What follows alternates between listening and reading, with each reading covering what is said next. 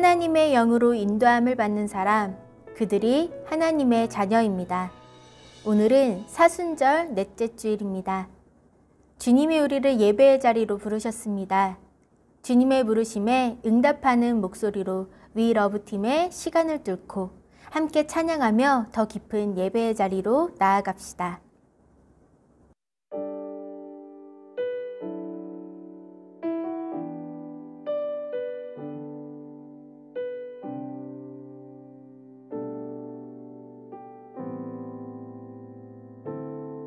당신의 시간을 뚫고 이 땅 가운데 오셨네. 우리 없는 하늘 원치 않아 우리 삶에 오셨네. 자신의 편안 버리고 우리에게 평안 주셨네. 가장 낮은 자의 모습으로 우리 삶에 오셨네.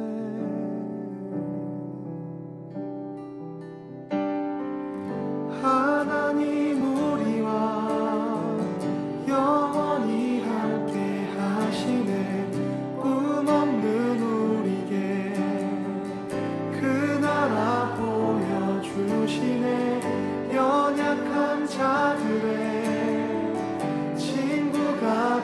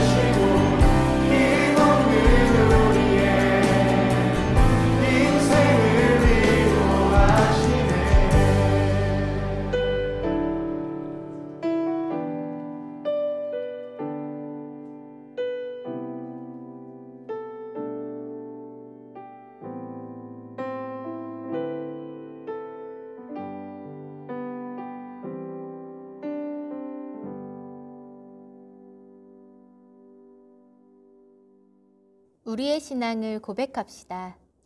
나는 전능하신 아버지 하나님, 천지의 창조주를 믿습니다. 나는 그의 유일하신 아들, 우리 주 예수 그리스도를 믿습니다.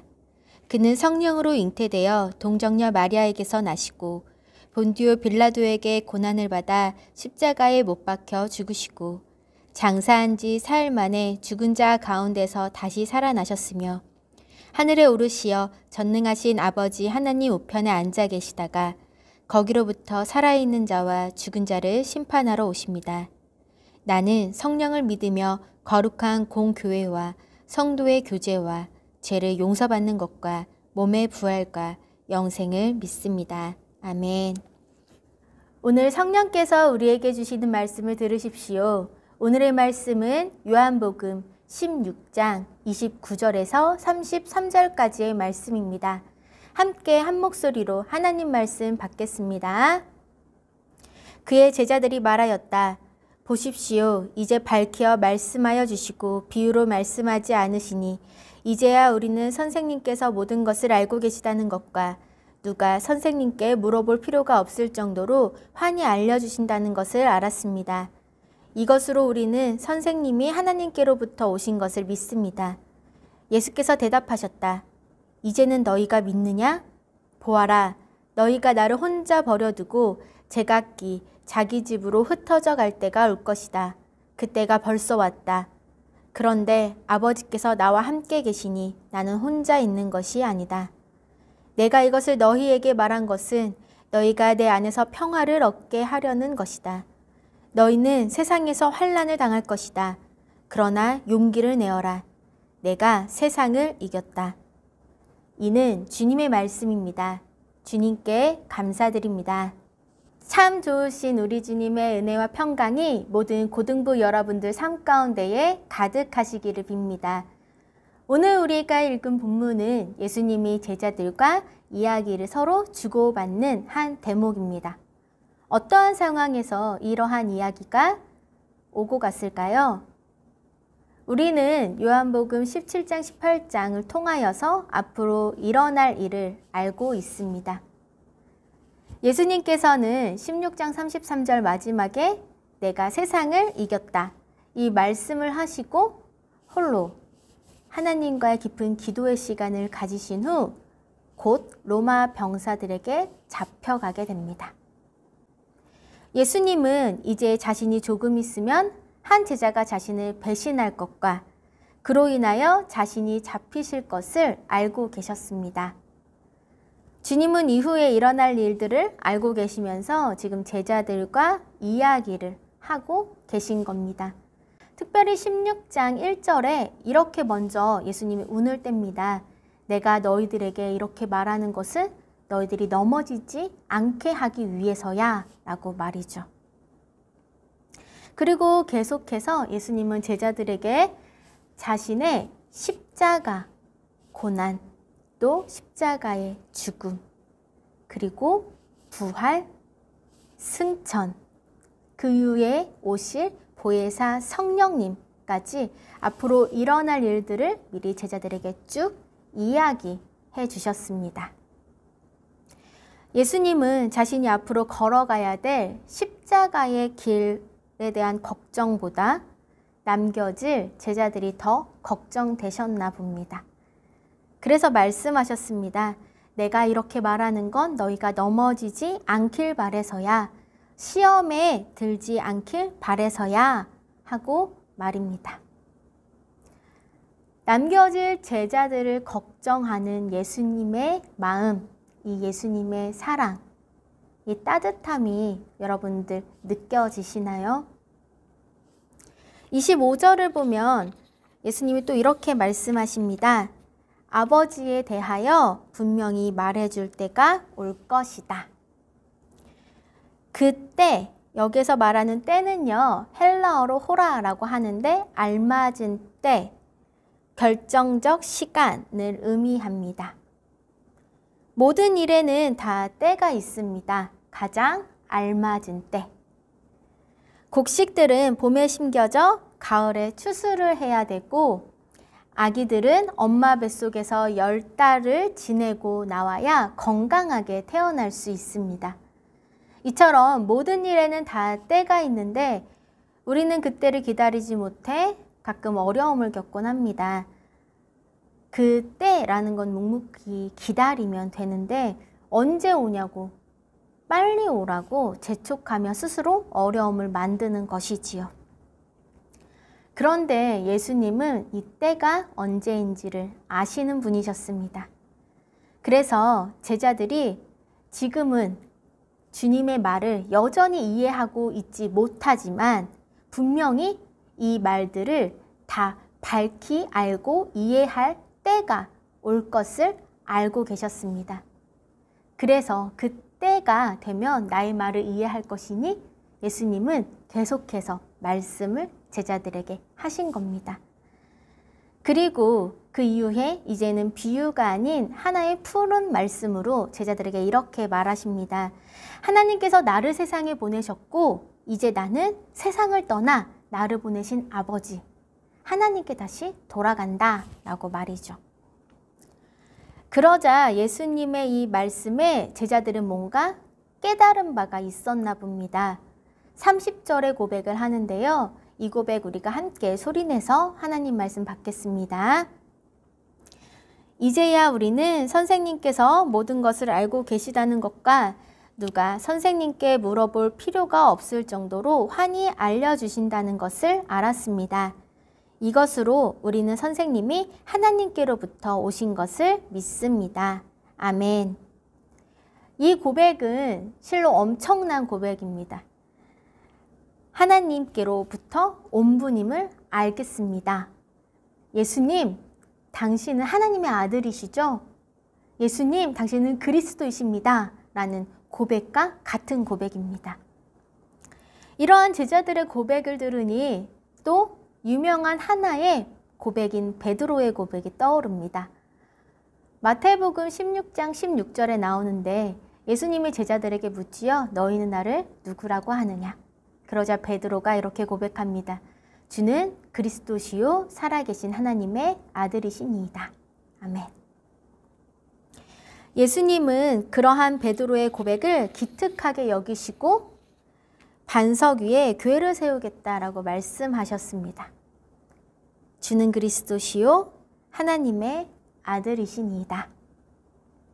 베드로의 이 고백과 지금 제자들이 말한 선생님이 하나님께로부터 오신 것을 믿습니다. 라는 이 고백, 두 고백 아주 굉장하고 멋진 고백이지만 사실 완전한 고백은 아닙니다. 이들의 고백이 왜 완전하지 않을까요?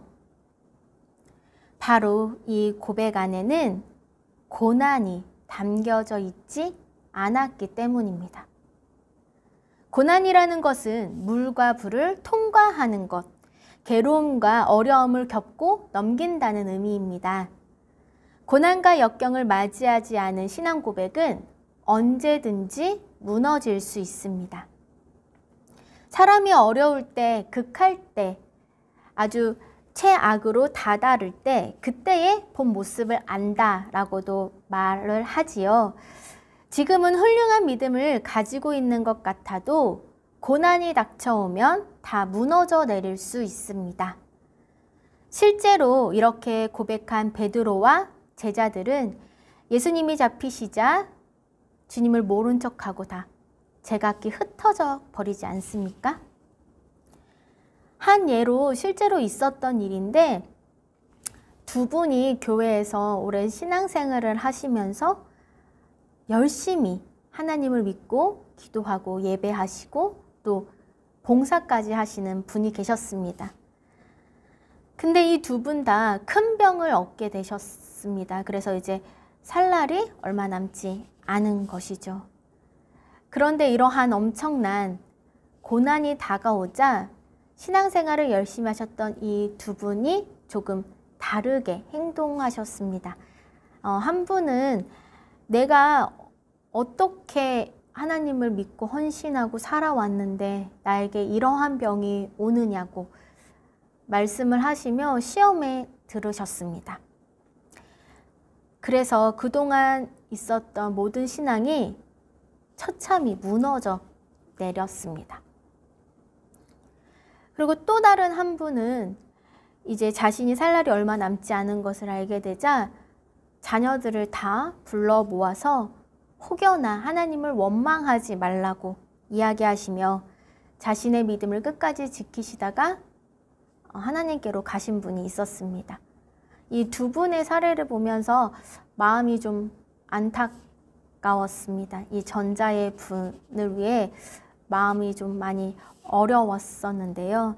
이러한 실예를 보면서 고난과 역경이 닥쳐왔을 때 하는 고백이야말로 진정한 고백, 어떠한 상황에서도 이제 더 이상 흔들리지 않을 완전한 고백이지 않을까라는 생각을 하게 되었습니다. 또 고난 속에서 하나님을 대하는 나의 자세를 보면 나의 신앙의 밑바닥의 단면을 확실히 알 수 있게 됩니다. 그래서 진정한 신앙 고백이라는 것은 단련의 시간을 거쳐야 가능합니다. 고난의 시간들을 거치며 성숙한 신앙인이 되어가는 것입니다. 어떨 때는 하나님이 나에게 멀리 계시는 것 같고 내 기도를 들어주시는 것 같지도 않고 왜 나를 구해주시지 않지? 왜 내 기도에 응답하시지 않지? 라는 생각이 들면서 원망하게 될 때가 있습니다. 하지만 그러다가 어느 순간 과거의 기억들이 되살아나면서 하나님이 나를 버리신 것이 아니었구나 라는 것을 깨닫게 됩니다. 힘든 시기가 다 지나가고 나니 그제서야 하나님의 섭리와 은혜를 발견하신 적. 여러분들도 혹시 이런 적 있지 않나요? 저도 그랬습니다. 힘들었을 당시 하나님 왜 제 기도에 응답해 주시지 않지? 하나님이 멀리 계신 것만 같고 하나님의 손이 나를 품어주시는 것 같지 않게만 느껴질 때가 있었는데 지나고 나니 그 당시에 하나님이 나를 사실은 품고 계셨구나. 나를 도우시고 계셨구나. 그러한 하나님의 은혜를 발견하게 된 적이 있었습니다. 이처럼 지금은 내가 이해할 수 없으나 때가 되면 하나님의 도우심과 은혜를 또 하나님의 그 뜻을 우리는 알게 됩니다. 또 이렇게 하나님에 대한 신뢰로 다가오는 어려움들을 이제 이겨내고 그것들을 반복하는 연단의 경험을 통해 우리의 신앙은 더 단단해져 가고 우리의 신앙 고백은 조금 더 촘촘하게 온전하게 쌓여져 갑니다. 그렇기에 신앙인에게는 고난과 역경, 환난은 오지 말아야 할 손님이 아니라 잘 넘기고 이겨내야 할 손님입니다. 부디 여러분들 삶 속에 역경과 고난과 환난이 다가왔을 때 올 것이 왔구나, 내가 잘 이겨내보자, 주님과 함께 내가 잘 이겨낼 거야 라는 마음으로 이 고난이 내게 주는 유익이 무엇인지를 물어보면서 하나님을 신뢰하며 나아가는 고등부 여러분들의 삶이 되길 간절히 축복합니다. 예수님은 제자들의 고백에 이제 다음과 같이 말씀하십니다. 31절과 33절 우리 함께 하나님 말씀 받겠습니다. 예수께서 대답하셨다. 이제는 너희가 믿느냐? 보아라, 너희가 나를 혼자 버려두고 제각기 자기 집으로 흩어져 갈 때가 올 것이다. 그때가 벌써 왔다. 그런데 아버지께서 나와 함께 계시니 나는 혼자 있는 것이 아니다. 내가 이것을 너희에게 말한 것은 너희가 내 안에서 평화를 얻게 하려는 것이다. 너희는 세상에서 환난을 당할 것이다. 그러나 용기를 내어라. 내가 세상을 이겼다. 아멘. 그런데 이 32절의 말씀, 너희가 나를 혼자 버려두고 제각기 자기 집으로 흩어져 갈 것이다 라고 말씀하시는 그 주님의 마음과 모습을 한번 상상해 봤으면 좋겠습니다. 주님은 앞으로 일어날 일들을 다 알고 계시면서 끝까지 제자들을 사랑하시고 제자들을 걱정하십니다. 제자들의 고백에 주님 하나님의 아들이심을 믿습니다 라는 고백에 이렇게 이야기합니다. 이제 너희는 나를 버려두고 너희들 제각기 흩어져 갈 거야. 곧 그때가 올 거야 라고 말이죠. 이렇게 담담하게 말씀하시는 주님의 모습을 상상하니 예수님의 모습이 참 쓸쓸하게 느껴집니다. 너희가 나를 홀로 버려두게 될 거야. 예수님은 제자들이 자신을 버릴 것이라는 사실을 알았습니다. 그리고 실제로 예수님이 잡히시자 제자들은 뿔뿔이 제각기 흩어집니다. 저는 개인적으로 예수님이 덤덤하게 제자들에게 너희들은 나를 버리고 갈 거야 라는 이 말씀을 혼자 상상해 보면서 예수님의 작은 등의 모습, 뒷모습이 떠올랐습니다. 많이 외로우셨을 주님, 또 십자가에 혼자만 가야 하는 그 어려움을 알고 계셨을 주님. 그런데 이러한 주님은 제자들에게 이렇게 말합니다. 버려져서 혼자인 것처럼 보이는 나이지만 사실 나는 혼자가 아니야. 하나님 아버지께서 나와 함께 계셔. 그래서 나는 혼자 있는 것이 아니야 라고 말이죠. 예수님은 이제 자신을 버리고 도망갈 제자들에게 죄책감에 사로잡히지 않기를 바라며 말씀하셨습니다. 내가 혼자 있는 것 같아 보여도 세상 모두가 나를 버린 것 같아도 나는 혼자가 아니야. 왜냐하면 나에겐 아버지가 계시기 때문이야. 하나님 아버지가 지금도 나와 함께 계셔 라고 말이죠. 그리고 제자들에게 계속해서 이제는 위로와 힘이 되는 말씀을 해주십니다. 너희는 세상에서 환난을 당하게 될 것이야. 그러나 용기를 내라. 왜냐하면 내가 세상을 이기었기 때문이다 라고 말입니다. 고난이 없는 인생은 없습니다. 그리고 특히 주님의 일을 할 때에는 세상이 우리를 미워하여 환난과 고난과 역경이 더 잘 찾아오게 됩니다. 아주 불문법처럼 말이죠. 짧은 클립들로 펜트하우스라는 드라마를 이렇게 본 적이 있는데 이 이야기들을 보다 보니 사실 드라마 이야기가 아니고 우리가 사는 세상의 모습들이겠구나 라는 생각을 했습니다. 급을 나누고 경쟁을 하고 남을 짓밟고 자신의 야망과 욕망을 이루기 위해 쉽게 타인의 생명과 인권을 이용하고 짓밟는 모습들. 사실 우리도 이러한 드라마 속의 세상이 우리가 사는 세상과 똑같지 않나요? 이러한 세상 속에서 하나님 나라를 꿈꾸며 평등을 외치고 정의와 공의를 말하며 사랑 없는 곳에 사랑을 보여주고 사랑을 나눠주는 삶을 살아내는 것은 결코 쉬운 일이 아닙니다. 또 이렇게 살아가면 분명 환난과 어려움은 우리를 찾아올 것입니다. 예수님은 자신을 곧 버리고 도망칠 제자들에게 넘어지고 실패하고 두려워하고 나에게 등을 돌려서 돌아갈 너희들, 근데 그게 너야. 내가 이미 널 다 알아. 그러나 나는 너를 버리지 않을 거야. 그때가 오면 너희는 지금과 다른 모습일 거야. 라고 예수님이 말씀하시며 내가 세상을 이기었으니 용기를 내고 환난과 어려움을 이겨내라 라고 예수님이 제자들에게 말씀하신 겁니다. 그리고 지금 오늘을 살아가는 우리들에게도 이렇게 말씀하십니다. 실패하고 넘어져도 나는 너와 함께 한단다.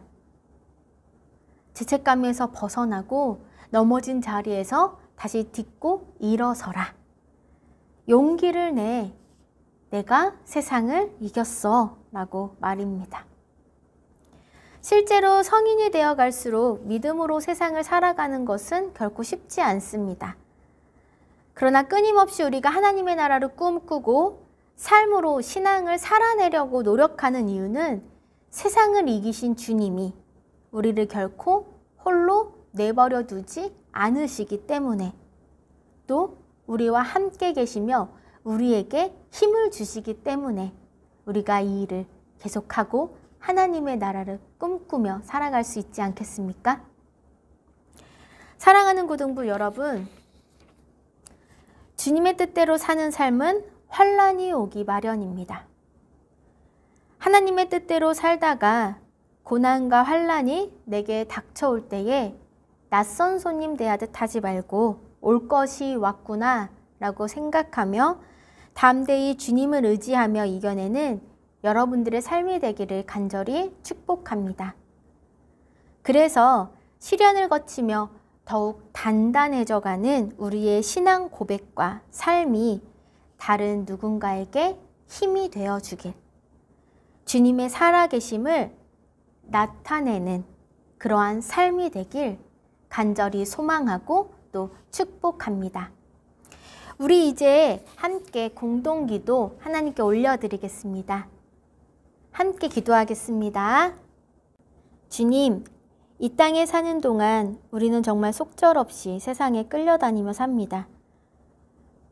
마음속으로는 하나님의 뜻대로 살겠다고 다짐하지만 현실의 장벽과 고난이 올 때면 우리는 무너지고 맙니다. 그러나 주님은 그런 우리를 못났다고 책망하지 않으시고 다시 한번 일으켜 세워주시니 감사합니다.